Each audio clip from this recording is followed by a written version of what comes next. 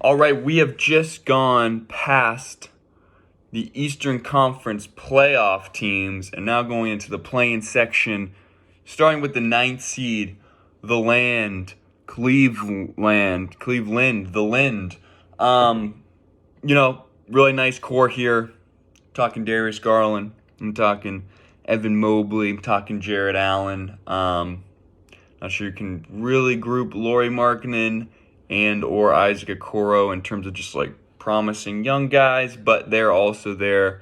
Brought back Ricky Rubio here after trading him after the injuries. He never played in Indy, but they brought him back. Someone to keep an eye on. Obviously, kind of a great backup point guard. And also fellow Spaniard Raul Neto also going to Cleveland, as well as Robin Lopez, whose last name might suggest Spanish as well.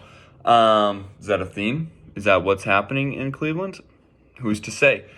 But, you look at this roster, obviously going into year 2 with Evan Mobley, you imagine he takes his game to another level. Darius Garland had a really, impressive second half of the season. See if he can continue that.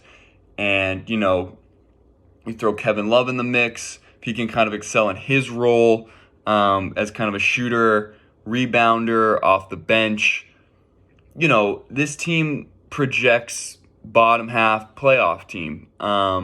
Whether they can kind of get beyond that and go even in the middle and be like a 4 or 5 seed, I think it's possible. I don't think it's likely.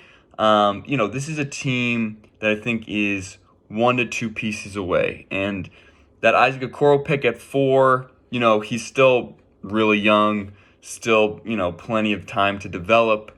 Just off the bat, hasn't been, overly impressive. Obviously not asked to do a ton offensively and just hasn't been doing a lot offensively. Trying to be kind of that 3-and-D guy, and I think defensively, relatively strong, but going forward, can you get more out of him? They recently drafted Ochai Agbaji out of Kansas, who's an older kind of, you'd like to think more polished guy on the wing who can hopefully defend for them and shoot the ball at a high level.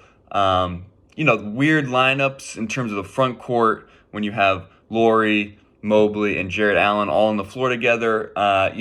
Agbaji and hopefully Okoro will allow them a little more malleability in terms of trying to play a bit smaller, even though kind of that big lineup didn't really, struggle as much as some might have thought in terms of starting kind of 3 7-footers, especially in an era where teams seem to get smaller and smaller and, everyone hangs out around the perimeter kind of thing.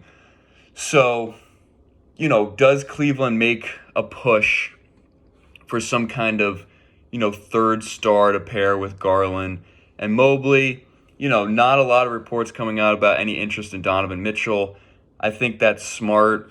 While he could, be kind of a backcourt, running mate with Garland, the price at the moment's too high. I think Mitchell, still has a lot of holes in his game. You wouldn't feel great about, selling the farm for him. Could Cleveland put together a package for a potential star if one comes out on the market? Whether they're willing to, move Jared Allen, I think he's your maybe most valuable trade piece that you'd be okay parting with, because I think Garland and Mobley are untouchable. Karis LeVert, not sure what he gets on the open market. Obviously, some injury history there. But, it seems like the front office would choose and are choosing LeVert over Colin Sexton. Could Okoro get thrown in a deal potentially, kind of sold as a young asset? Got a lot of draft capital to work with. Whether they could actually land a third star, I think remains to be seen. But, with Sexton, does it look like a sign and trade? From reports, it looks like they were offering him 3-year, $40 million, which, listen, there's not a lot of teams with cap space out there that are going to throw more than that annually to Colin Sexton. I think we've kind of lost what Colin Sexton is. Just, haven't seen him in so long, but as a scorer and attacker and kind of, someone that's getting after it every night, there's some of that. We saw him on a Cleveland team that wasn't very good at the time. I mean, we saw him a little bit early on, but, has earned kind of a reputation of being an inefficient scorer. So, it seems like Cleveland would rather go with Karis LeVert. Now they're going to have to pay LeVert too at some point, whether they're more comfortable with that than Sexton. It seems like they are. And, it's been floated out there, Colin Sexton, Mike Conley swap potentially. Whether the Cavs need another point guard, not sure about that, but they might have interest in terms of veteran leadership, kind of, a mentor for Darius Garland. That makes a lot of sense to me. Off the court, on the court, like I said, Rubio and Neto already there. I'm not sure they need another kind of ball handler from the point guard position. I do think they could benefit from having, a secondary playmaker on the wing. LeVert can do a little bit of that. Okoro not there. Abaji probably not to be expected. Maybe if they can generate more offense out of Mobley, either from the post or in like a pick and roll, pick and pop situation. Just something to kind of, alleviate that offensive pressure on Garland to create for himself and others all the time. Because I think we see, come playoffs, it really helps to have those secondary playmakers that, can attack a defense from different levels, can, have multiple guys who can create their own shot and shot for other players. And that's going to be the next step for Cleveland, is building this team. They've got the excitement, they've got the youth. Now they had a little taste of the play-in. Now it's time to get to the next level, have your, younger guys continue developing, and can we make that push to make, and actually play in a playoff series, see how that goes, adjust accordingly. And I think the blueprint here is probably the Boston Celtics in terms of, where was Cleveland and where they want to go.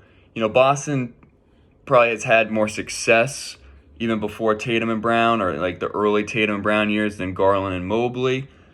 But you're kind of hoping as those two guys develop, it looks like a Tatum Brown situation where, they're in the conversation for all-stars. You're looking to build the team around them. You have a lot of, kind of more young assets around them. And then all it takes, you kind of some more veteran leadership.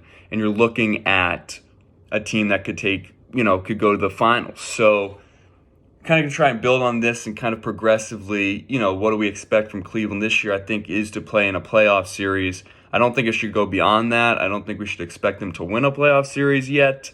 But I feel like that's realistic for kind of what they've shown already and kind of the ceiling for their respective guys.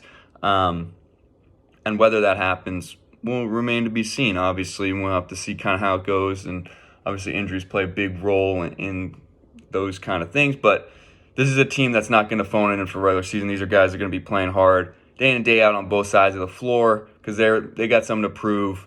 They're looking to build on what they did last year. And I like Cleveland a lot. I'm looking forward to seeing them play. I think they'll be a really good team to watch, especially Mobley, and seeing, just how good he could potentially be. Usually there's a big jump to year two.